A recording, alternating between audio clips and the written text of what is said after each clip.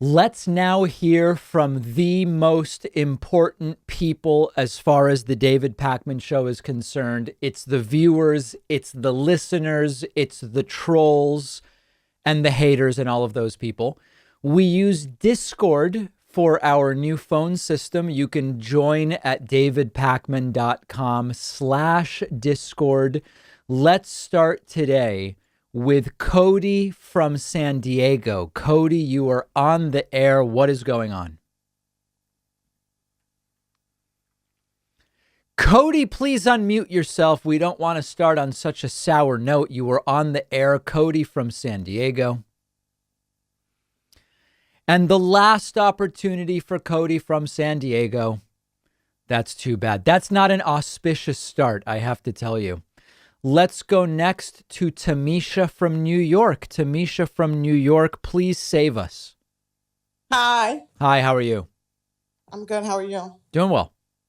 So, first of all, I want to say I liked your live stream today talking about women as a working mother. It was really good to know that they're actually talking about it and thinking about it. Right. But my gripe today is with Black conservatives. Okay.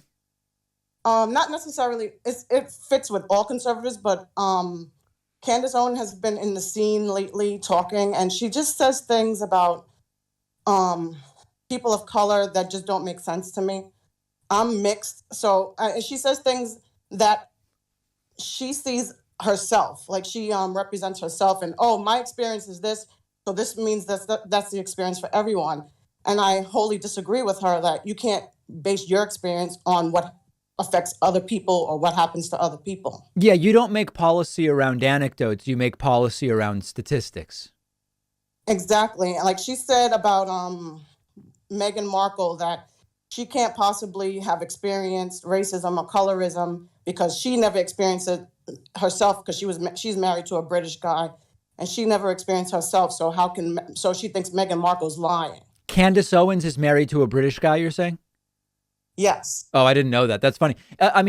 Didn't Candace Owens grow up like in a privileged Connecticut suburb or something like that? I don't know much about her, but it seems like, whatever her experience is may be relevant to her, but as you're pointing out, it doesn't mean it's relevant to anybody else. Exactly. I've seen her in videos saying, well, I grew up poor, but I overcame. I worked hard. I got where I needed to be. Oh, okay. Maybe she did. Maybe she did. I don't know her story. It's just sort of like, who cares what her story is, you know?